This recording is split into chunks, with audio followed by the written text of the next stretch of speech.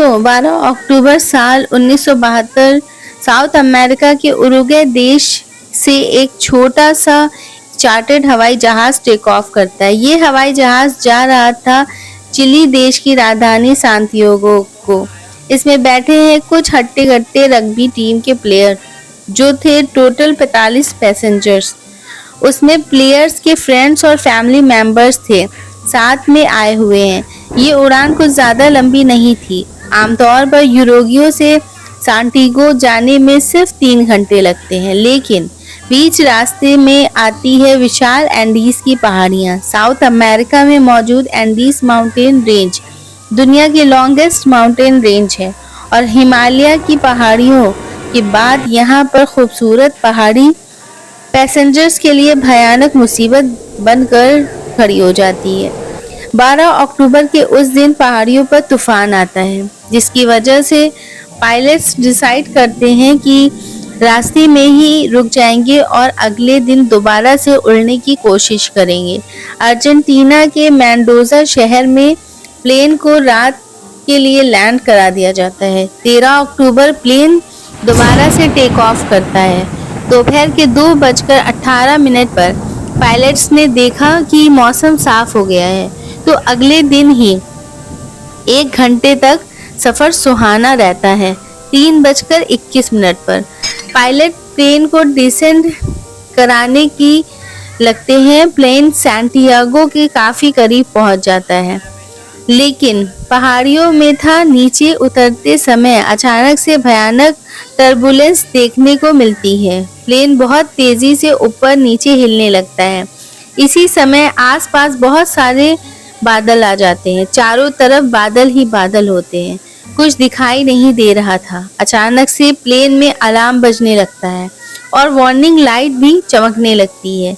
किसी को कुछ समझ नहीं आ रहा था कि हो क्या रहा है। पैसेंजर सीट पर बैठे कुछ रग्बी प्लेयर्स बहुत निडर थे। वो मजाक बनाते हैं इसी टर्बुलेंस का। इसी बीच एक पैसेंजर खिड़की के बाहर देखता है तो उसे दिखता है बादल धीरे धीरे हटने लग रहा है, लेकिन फिर दिखता है पहाड़ी बहुत नजदीक है।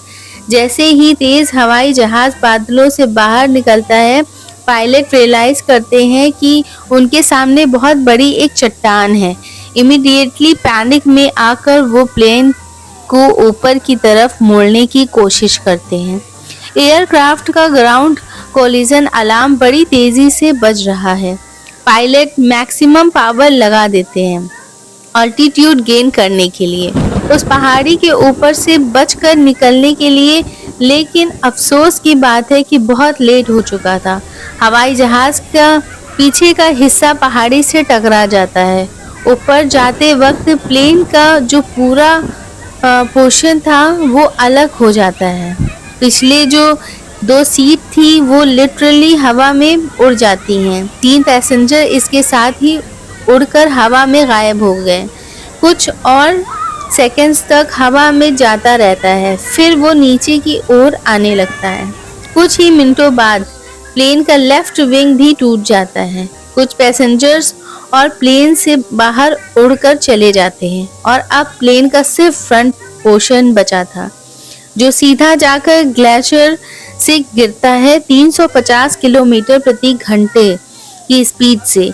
ये इस ग्लेशियर पर स्लाइड करता रहता है और 700 मीटर नीचे आकर फाइनली एक लास्ट टकराव होता है। प्लेन में सब कुछ तहस नहस हो जाता है। जो पैसेंजर सीटें थी वो प्लेन से फटकर बाहर आ जाती हैं। प्लेन का कॉकपिट पूरी तरह से क्रश्ड हो जाता है और 2 पायलट इमीडिएटली मारे जाते हैं। सब तहस नहस हो गया था। ये हवाई जहाज एंडीज की किसी अनजान पहाड़ी पर 3570 मीटर हाइट पर टूटा हुआ पड़ा है। हैरानी की बात यह है कि प्लेन में बैठे 45 लोगों में से 33 अभी भी जिंदा हैं। इस क्रैश को सरवाइव कर गए हैं किसी तरीके से। बस प्रॉब्लम ये है कि इनमें से कई इंजर्ड हैं और कोई नहीं जानता ये लोग कहाँ हैं। पता चलता है कि प्लेन अपने रूट से 80 किलोमीटर भटक चुका था और ये सर्वाइवल की दर्दनाक कहानी शुरू हुई है। वो लोग उस वक्त इमेजिन भी नहीं कर सकते थे। और इन सर्वाइवल के साथ आगे क्या हुआ, ये है दिल दहला देने वाली कहानी। रुगवान एयरफोर्स फ्लाइट 571, इस क्रैश के एकदम बाद 2 सर्वाइवर्स ऐसे थे जिन्हें ज्यादा चोट नहीं पहुंची थी। पहले 19 साल के रोबर्टो कोनेसा, दूसरे 20 साल के गुस्तावो ज़र्बेनो। ये दोनों मेडिकल स्टूडेंट्स भी थे, तो तुरंत ये काम पर लग गए, ये देखने के लिए कि कौन कौन जिंदा बचा है और कैसे घायल लोगों की मदद करी जा सकती है। ये देखते हैं कि कुछ पैसेंजर्स ऐसे हैं जिनको सेवरल इंजरीज हुई हैं। उनमें से एक पैसेंजर हैं 23 साल की फर्नांडो पेराडो, जो स्कल फ्रैक्चर की वजह से कोमा में हैं। जितना हो सकता था वो करते थे बचे हुए सर्वाइवर्स की मदद करने के लिए। दूसरी तरफ इस प्लेन के गायब होने के 1 घंटे के अंदर चिलियन एयरफोर्स सर्च और रेस्क्यू सर्विस को नोटिफिकेशन पहुंच जाता है। 4 हवाई जहाज तैनात किए जाते हैं सर्वाइवर्स को सर्च करने के लिए। शाम से लेकर रात तक ये क्रैश साइट को ढूंढने की कोशिश करते हैं, लेकिन अनफॉर्चुनेटली ये नहीं ढूंढ पाते हैं, इन्हें कुछ नहीं मिल पाता है। रेस्क्यू सर्विस के ऑफिसर्स रेडियो ट्रांसमिशन को सुनकर कंक्लूड करते हैं कि ये एयरक्राफ्ट बहुत ही रिमोट और इनएक्सेसिबल एरिया जाकर क्रैश होता है। प्रॉब्लम ये थी कि हवाई जहाज वाइट कलर का था और ये एक ऐसी जगह पर क्रैश किया गया था जहां चारों तरफ वाइट स्नो और आइस मौजूद थी। बर्फीली पहाड़ियों में इसे ढूंढ पाना बहुत मुश्किल काम था। 13 अक्टूबर की रात बचे हुए पैसेंजर्स बहुत होपफुल थे।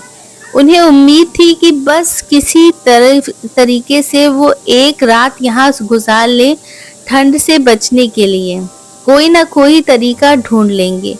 अगले दिन उन्हें कोई तो ढूंढ ही लेगा। उसी रात को 5 घायल सर्वाइवर सर्वाइव नहीं कर पाते हैं। पैसेंजर्स का नंबर अब 33 से नीचे चला जाता है और 28 पैसेंजर्स ही बचते हैं जिंदा। बचे हुए पैसेंजर्स ने प्लेन की बची कुची बॉडी को इस्तेमाल किया शेल्टर के तौर पर। लगेज का सामान, सीटें और बर्फ की इस्तेमाल करते हैं प्लेन के पीछे के हिस्से को क्लोज करने के लिए, ताकि अंदर ये गर्म रह सके। अगला दिन 14 अक्टूबर 1972 अर्जेंटीना, चिली और यूरोप उरुग्वाय के देश से 11 अलग-अलग हवाई जहाज सर्च ऑपरेशन में लगते हैं। इन्होंने जो सर्च एरिया चूज किया था वो सही था। उसी सर्च एरिया के अंदर क्रैश साइट की लोकेशन भी मौजूद थी, लेकिन फिर भी इस क्रैश साइट को ढूंढ नहीं पा रहे थे। सर्वाइवर्स ट्राई करते हैं कि लिपस्टिक का इस्तेमाल करें प्लेन की छत पर SOS लिखने के लिए। वो SOS लिखना शुरू करते ही हैं, लेकिन जल्दी ही रियलाइज कर लेते हैं कि उनके पास इतनी लिपस्टिक नहीं है कि वो सारे लेटर्स लिख पाए। फिर वो कोशिश करते हैं कि बर्फ में सूटकेसेस का इस्तेमाल करके एक बड़ा सा क्रॉस बना दिया जाए, ताकि सर्च एयरक्राफ्ट जो ऊपर घूम रहा है वो उन्हें देख सके, लेकिन जल्द ही रियलाइज कर लेते हैं कि ये काम नहीं कर रहा है। उस दिन एक नहीं, 2 नहीं, 3 हवाई जहाज अपने ऊपर से उड़ते देखते हैं। वो चिल्लाकर हाथ हवाई जहाज की तरफ फैलाकर अपनी पूरी कोशिश करते हैं कि किसी तरह से हवाई जहाज उन्हें नोटिस कर ले, लेकिन वो कर नहीं पाते। एक और दिन इसी कोशिश में निकल जाता है। अगला दिन 15 अक्टूबर सन 1972 बचे हुए लोग रियलाइज करते हैं कि उन्हें जिंदा रहने के लिए पानी की जरूरत है। एक पैसेंजर्स फीटो स्टॉथ नाम के पानी निकालने की तरीका ढूंढ लेते हैं। वो एक मेटल की शील्ड को इस्तेमाल करते हैं सोलर कलेक्टर के तौर पर, जिससे धूप को कंसंट्रेट करके बर्फ को मेल्ट किया जा सके और वो बूंद बूंद पानी को कलेक्ट करते हैं, खाली वाइन बॉटल्स में। इसके साथ साथ कई पैसेंजर सीट पर लगी गद्दियां थी, उन्हें स्नो शूज की तरह इस्तेमाल करने लगे और सीट कवर्स में मौजूद वूल को भी इस्तेमाल किया जाता है अपने आप को ठंड से प्रोटेक्ट करने के लिए।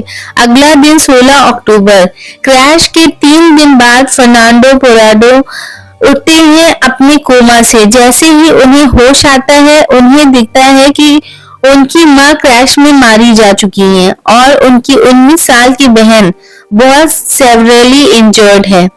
पराडो अपनी बहन को जिंदा करने की पूरी कोशिश करते हैं, उनके लिए खाना पानी लेकर आते हैं। दिन प्रतिदिन बीतते गए। क्रैश के 8 दिन बाद उनकी बहन भी गुजर जाती है।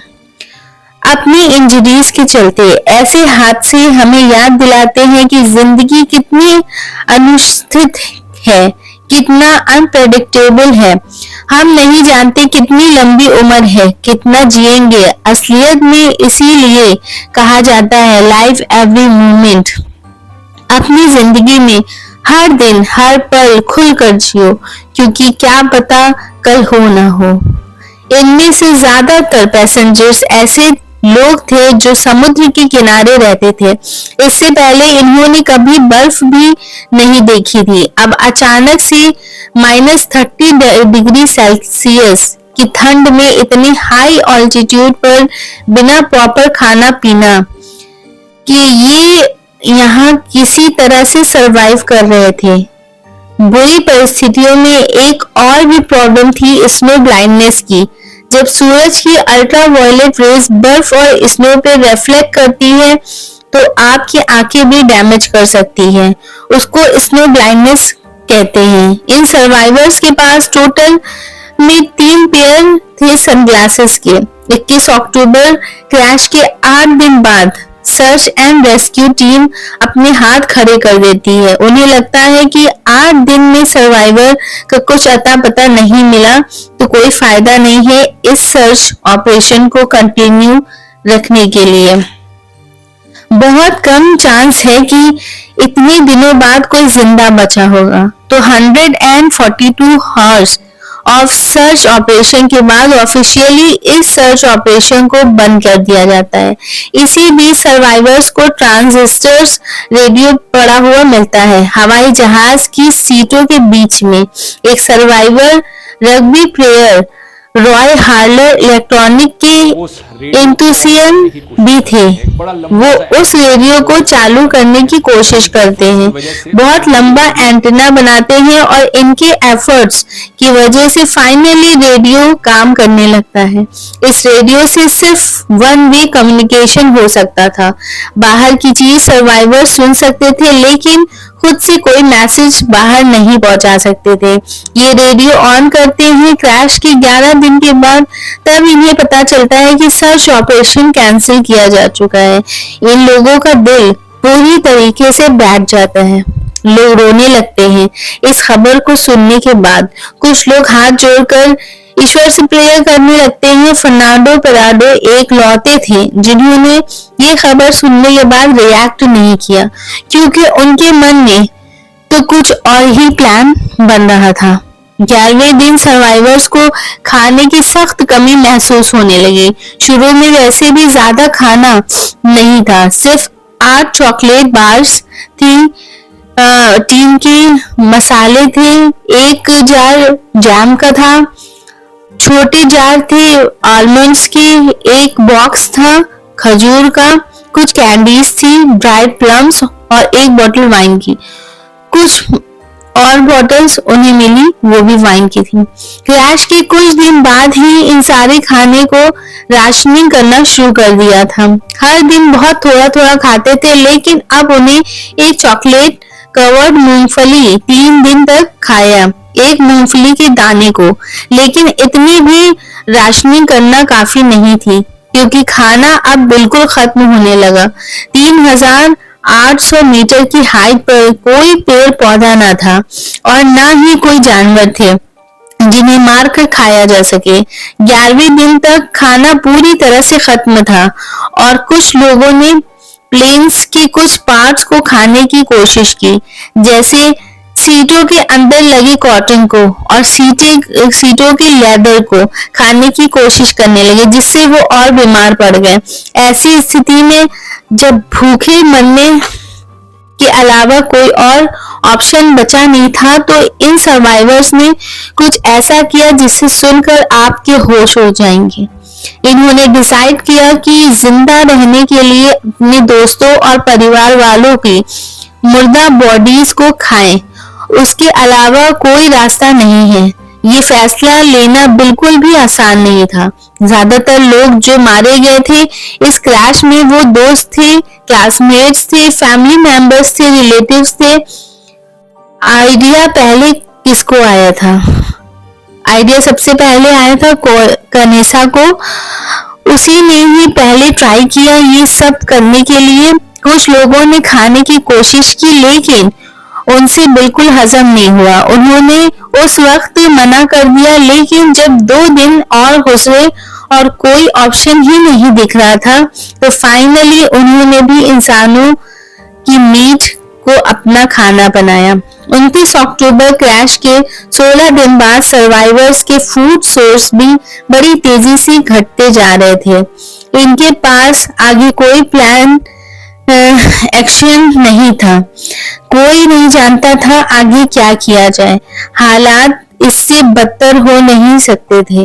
लेकिन फिर उस रात बहुत बड़ी गरजती आवाज सुनाई देती है। पता चलता है कि अचानक से एवलांच आ गया है। सारी बर्फ पहाड़ी के ऊपर से इतनी तेजी से गिरती है कि प्लेन के टुकड़े में पूरी तरह से बर्फ भर जाती है। 8 लोग बर्फ के अंदर गुम होकर सांस की कमी की वजह से मारे जाते हैं। अब बचते हैं सिर्फ 19 सर्वाइवर। एक छोटी सी स्पेस में दबे हुए हैं। टोराडो एक मेटल पोल का इस्तेमाल करते हैं बर्फ के अंदर एक होल बनाने के लिए, जिससे कि कुछ वेंटिलेशन आ पाती। 2 दिन तक मेहनत करने के बाद खोद खोद कर एक टनल बनाते हैं और बहुत मुश्किल से इस सरफेस से बाहर निकलते हैं। बाहर निकलते ही अचानक से ये देखते हैं कि बर्फ का तूफान आ रहा है, पर जिंदा रहने के लिए वो वापस से गुफा में चले जाते हैं। गुफा में रहते ही बैठना समझदारी होगी। 3 दिन तक बचे हुए सर्वाइवर्स किसी तरह क्रैम्प्ड स्पेस में फंस कर बैठे रहते हैं। 3 दिन बाद ये वापस सरफेस पर जाते हैं जैसे ही मौसम साफ होता है, और बाहर निकलकर बचे हुए लोग रियलाइज करते हैं कि इन्हें कोई बचाने नहीं आएगा। अगर इन्हें जिंदा रहना है तो एफर्ट खुद ही लगाना होगा। यहाँ क्रैश साइट पर बैठकर मदद मिलने की उम्मीद करने का कोई फायदा नहीं है। अगर कुछ करना ही है तो आखिरी दम तक कोशिश करके मरे। फर्नांडो और रोबर्टो सबसे स्ट्रॉन्गेस्ट सर्वाइवर्स में से थे। सब लोगों ने मिलकर ये डिसाइड किया कि इन तीनों को खाने के लिए थोड़ा ज्यादा राशन दिया जाए।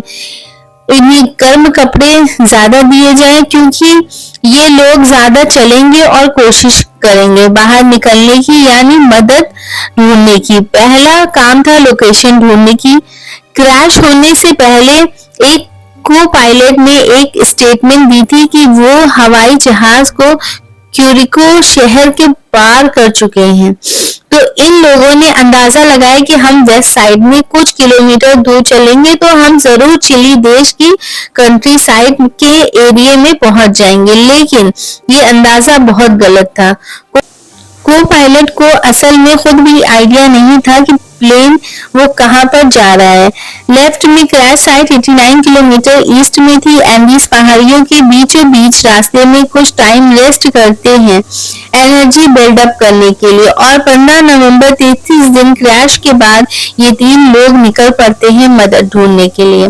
घंटों ईस्ट की दिशा में चलने के बाद इन्हें अपने जहाज का पीछे का टुकड़ा पड़ा हुआ मिलता है। ये वही हिस्सा था प्लेन का जो पहले ही टूट गया था। उन्हें बहुत सारे सूटकेसेस मिलते हैं, चॉकलेट के बक्से, 3 मीट पैकेट के, रम बॉटल, एक्स्ट्रा कपड़े, कॉमिक बुक्स और थोड़ी बहुत दवाएं, और इसके साथ ही साथ इन्हें मिलता है एयरक्राफ्ट का 2-वे रेडियो सिस्टम, एक ऐसा रेडियो जिससे फैसिलिटेट इनकमिंग कम्युनिकेशन हो सकती है, बल्कि बाहर भी मैसेज भेजा जा सकता था। ये डिसाइड करते हैं कि यहीं पर रात गुजारते हैं।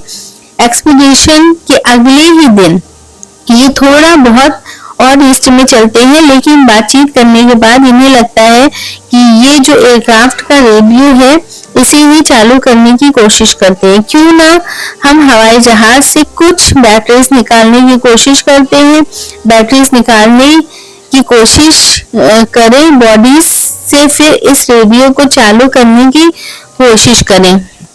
हम बाहर अपनी SOS को कॉल भेज सकते हैं। टेल के हिस्से में इन्हें 24 किलोग्राम की बैटरीज भी मिली, लेकिन ये बहुत ही भारी थी।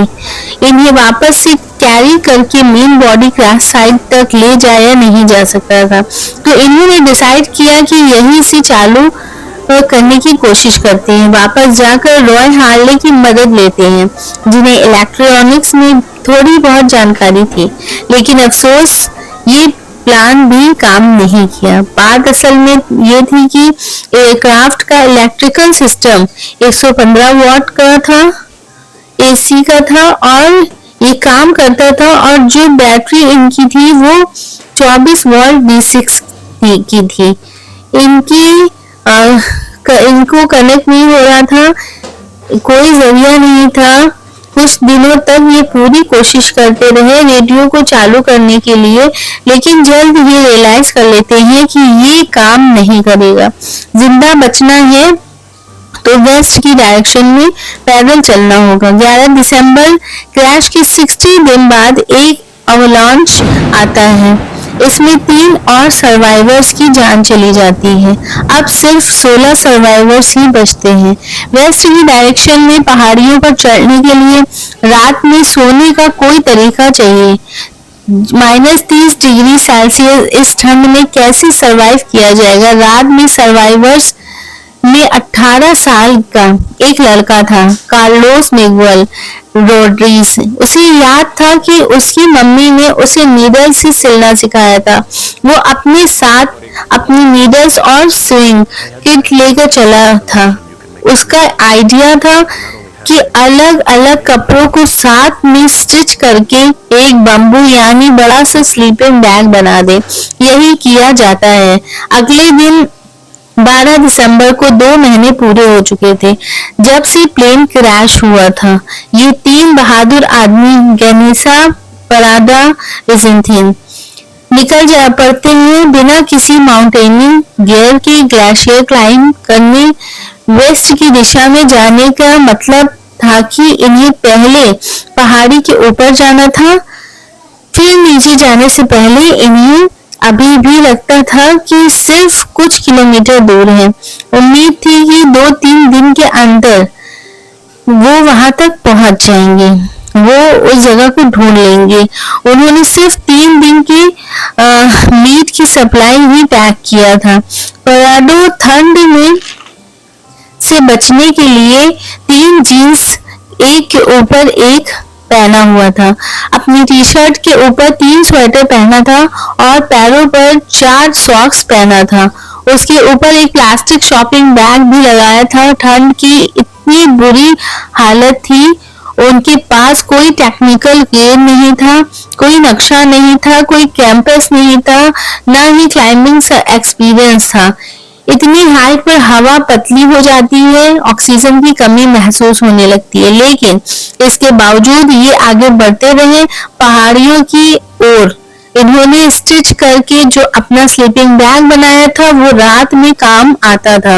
ये धीरे धीरे कदम बढ़ाते हुए बढ़ते रहे। ये तीनों एक स्लीपिंग बैग में एक दूसरे को जितना करीब रह सके उतना करीब रहकर सोते थे और सूरज के निकलते ही ये चलना शुरू कर देते थे। धीरे धीरे कदम से कदम मिलाकर आगे बढ़ते रहे। दूसरा दिन आया। तीसरा दिन आया और चौथे दिन आते आते इनको रियलाइज होता है कि इनका एस्टिमेट कितना गलत होता है।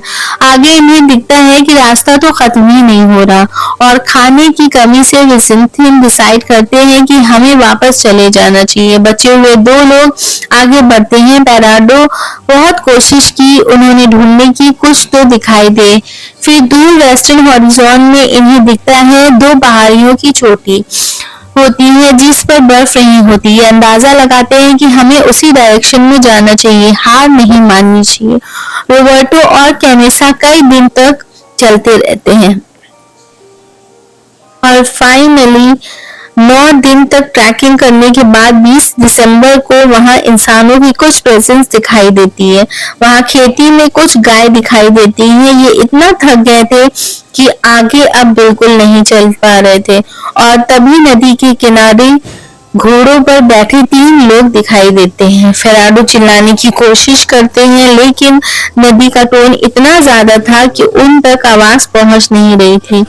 बाय चांस एक आदमी ने पेराडो कैनेसा को देख लेता है। उनकी तरफ देखकर वापस चिल्लाते हैं टुमारो। वो ये कहते हैं कि कल मैं आऊंगा दोबारा से। वो आदमी घोड़ों पर बैठ कर दोबारा आते हैं और वो अपने साथ पेन और पेपर लाते हैं। वो इस पेपर को पत्थर को से अटैच करके पत्थर में लपेटते हैं, धागे के जरिए नदी की दूसरी ओर फेंकते हैं। पहली बार मौका मिलता है पेराडो को दुनिया तक ये अपना संदेश पहुंचाने का। एक बहुत बड़ा मौका मिलता है। पेराडो इस पेपर पर लिखते हैं स्पेनिश भाषा में, I come from a plane that fell in the mountain. मैं यूरुग्वाई से आया हूँ। हम 10 दिन से पैदल चल रहे हैं। मेरे दोस्त क्रैश के में इंजर्ड हैं और क्रैश साइट पर मौजूद हैं। जल्दी से जल्दी मदद की जरूरत है। हम ये नहीं जानते कैसे मदद मिलेगी। हमारे पास कोई खाना नहीं है। हम कमजोर हैं। हमारे पास चलने की भी हिम्मत नहीं बची है। प्लीज हमें बचा लो। हम कहाँ पर हैं? दूसरी तरफ संदेश को रिसीव करने वाला व्यक्ति एक चिली देश का किसान था, सर्गियो कैटलन। वो इस नोट को पढ़ता है और उन्हें इशारों से समझाता है कि मैंने समझ लिया। अपने दोनों साथियों के साथ बात करने के बाद उसे पता चलता है कि कुछ याद तो आ रहा है। कुछ 2 महीने पहले न्यूज में सुना था एक प्लेन क्रैश हुआ था। जब इस साथियों को रियलाइज होता है तो ये शॉक्ड रह जाते हैं। इन्हें यकीन नहीं होता कि 2 महीने पुराने प्लेन क्रैश से अभी भी कोई जिंदा बचा है। सर्गियो ब्रेड का टुकड़ा फेंकते हैं नदी की दूसरी ओर। अगले 10 घंटे तक लगातार ये घोड़ों पर बैठकर वेस्ट की तरफ दौड़ने लगते हैं। इंसानों की किसी भी गांव या बस्ती से इतनी दूर थे। अभी भी फाइनली जब ये सबसे करीब के शहर में पहुंचते हैं, ये खबर वहां से आर्मी कमांडर को बताई जाती है जो सांटियागो आर्मी के हेडक्वार्टर को कांटेक्ट करते हैं। इसी बीच एक किसान पेराडो और कैनेसा को घोड़े की मदद से लॉस मैतेंसे में लेकर आते हैं जहां पर फाइनली इन्हें कुछ रेस्ट मिलता है।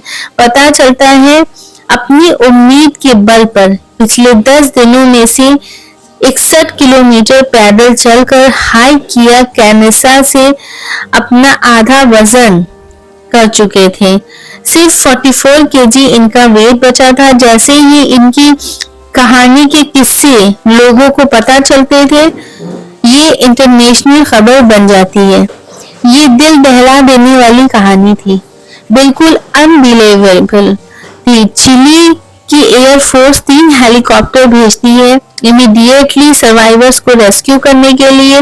आर्मी ऑफिसर्स पेराडो और कैनेसा का इंटरव्यू करते हैं लोकेशन की इंफॉर्मेशन को पता लगाने के लिए। पेराडो अपने साथ पायलट को फ्लाइट चार्ट लेकर आते हैं। वो नक्शे में नाप रहे थे कि वो कहां गए हैं। आर्मी ऑफिसर्स उन्हें हेलीकॉप्टर में लेकर जाते हैं ताकि क्रैश साइट के लोकेट कर सके और उनकी मदद से बचे हुए सर्वाइवर्स की लोकेशन फाइनली पता चलती है। आर्मी कमांडर्स को 22 दिसंबर 1972 में 70 दिन बाद क्रैश का 2 हेलीकॉप्टर सर्च एंड रेस्क्यू करने फाइनली पहुंचते हैं। बचे हुए सर्वाइवर्स के पास जान बचाने के लिए टोटल 16 सर्वाइवर्स रेस्क्यू किए जाते हैं। बहुत बुरी हालत थी इन सर्वाइवर्स की। ऑल्टीट्यूड सिकनेस, डिहाइड्रेशन, टूटी हुई हड्डियां सब के सब रिकवर्ड हो जाते हैं। ये कहानी दुनिया के सामने एक लेसन है। उम्मीद को लेकर अगर आपने कुछ ठान ली, कुछ कर दिखाने की और आपके अंदर सब्र है, इंसानियत है, तो क्या कुछ करना नहीं पॉसिबल है। आप चाहें तो ऐसी चीज अचीव कर सकते हो जो आप कभी सपने में नहीं सोच सकते। वो कहते हैं ना, where there's a will there's a way। इसलिए इस डिजास्टर को एक और नाम भी दिया जाता है, the miracle of the Indies.